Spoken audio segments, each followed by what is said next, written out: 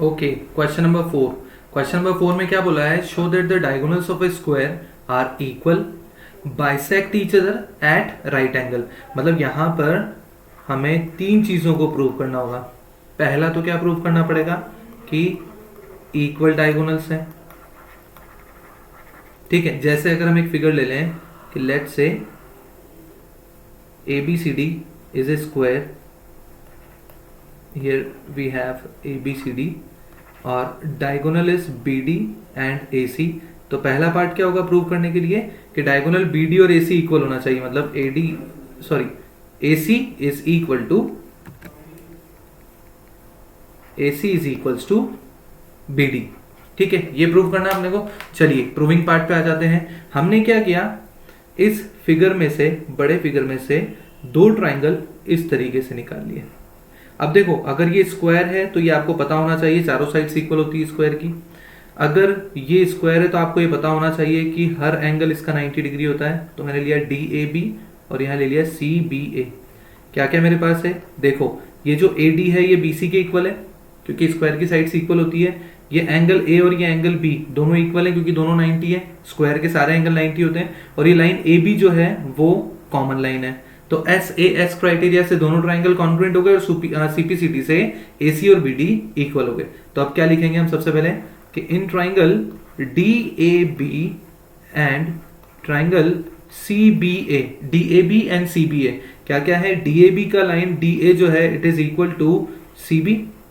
ये कैसे हुआ कि sides of square are equal, ये तो हमें पता है इसी। फिर उसके बाद क्या रहा है कि angle A is equal to angle B and it is equal to 90।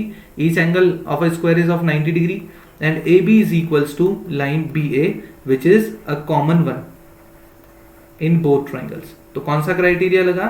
So by side angle side criteria triangle DAB would be congruent with triangle CBA। DAB जो है वो CBA के congruent हो जाएगा। And by CPCT what we can say कि ये जो diagonal BD होगा it is equal to diagonal AC। तो यहां से CPCT निकाल देगा कि BD is equals to AC। This is first part. तो पहला पार्ट प्रूव हो गया, show that the diagonals of a square are equal. अब सेकंड पार्ट पे आते हैं। सेकंड पार्ट ने क्या बोला कि they bisect each other. Bisect each other का मतलब क्या हो गया कि अगर ये इंटरसेक्ट कर रहे हैं O पॉइंट पे, तो सेकंड पार्ट बोल रहा है टू प्रूव में OA is equals to OC and OB is equals to OD। ये हमें प्रूव करना है, डायगोनल्स बाइसेक्ट ईच अदर। तो चलिए सेकंड पार्ट को भी देखते हैं। पहले डायग्राम में समझाता हूं। देखिए ये लाइन AD जो है वो पैरेलल है BC के।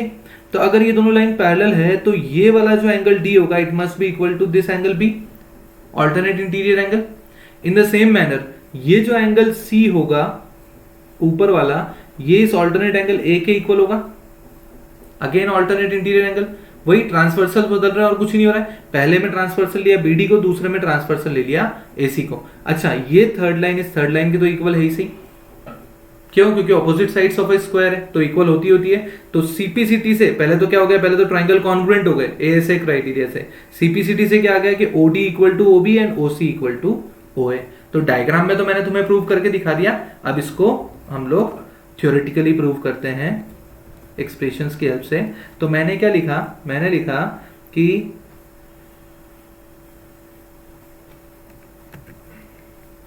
In triangle OAD and triangle OBC, OAD and OBC क्या क्या हमारे पास है? देखो, OAD का जो एंगल D है मतलब ODA it is equal to OBC के एंगल B के।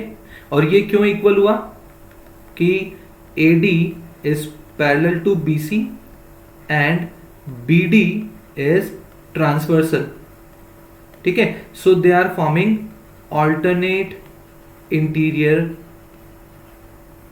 एंगल्स। चलिए अगला देखते हैं कि लाइन AD जो है वो इक्वल है BC के। ये कहां से आ गई? ऑपोजिट साइड्स ऑफ स्क्वायर, तो ये इक्वल होती है। फिर थर्ड हमने क्या लिया कि angle O A D is equal to angle O C B.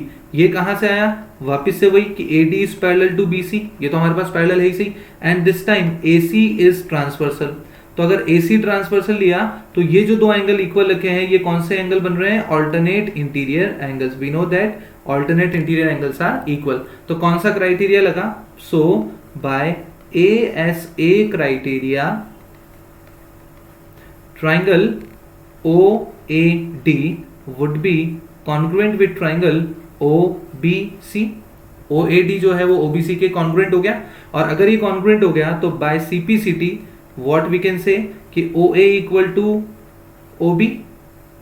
ठीक है, एक बार इसको जरा सा हम चेक करते हैं, ओ A equal to O B की बजाय हमको ओ सी करना है। तो देखो हमने जो नेमिंग लिखी है उसमें थोड़ी सी गड़बड़ी कर दी हमने। क्या करा कि एंगल ए जो है वो एंगल सी के इक्वल है, तो ये जो होगा ये होगा ओ सी बी। अब सही आएगा सीपीसीटी। अब देखो by CPCT what we can say कि ओ ए के साथ क्या दिखेगा, तो ओ ए इक्वल टू ओ सी, और ओ बी के साथ क्या दिखेगा या ओ डी के साथ क्या दिखेगा, तो O D equal to O B. तो यहां से क्या हो गया, यहां से ये प्रूव हो गया कि स्क्वायर के डायगोनल जो होंगे बाइसेक्ट करेंगे।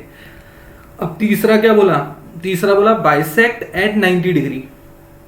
ठीक है, मतलब हमें प्रूव करना है कि एंगल ओ की वैल्यू 90 डिग्री है। तो एक काम करते हैं, इस डायग्राम को बार बार ऊपर ले जाने के बजाय हम इसको फटाफट से या नीचे ही रीड्रॉ कर लेते हैं।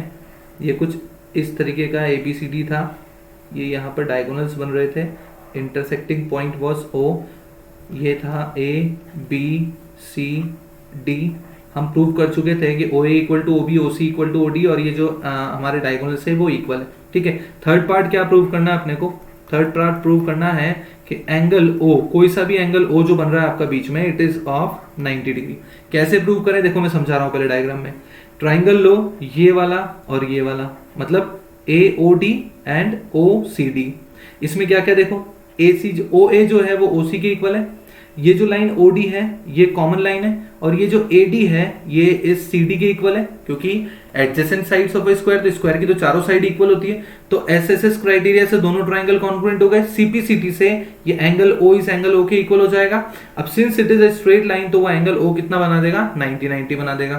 तो चलिए प्रूव कर लेते हैं इसको। मैंने लिखा in triangle AOD and triangle COD, AOD और COD में क्या क्या इक्वल है, AO इक्वल टू OC। कहां से आया, इसको इक्वेशन नंबर 1 मार्क कर दो ऊपर वाले को, तो इसको लिख दिया यूजिंग इक्वेशन नंबर 1। ठीक है, दूसरा क्या आया अपने पास कि OD equal to OD, that is what, common side.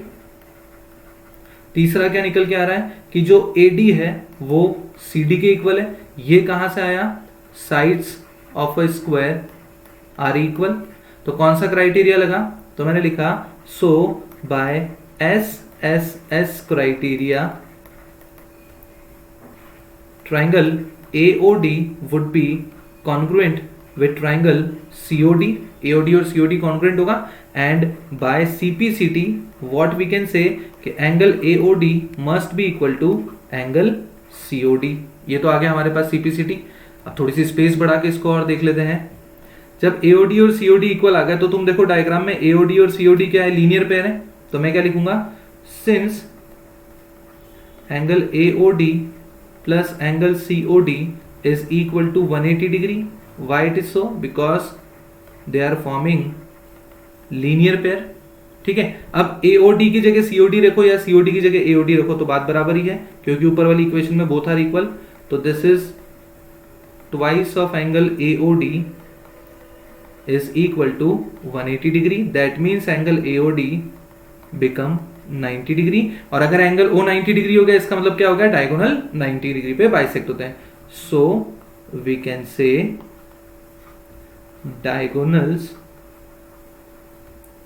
Bisect each other at 90 degree.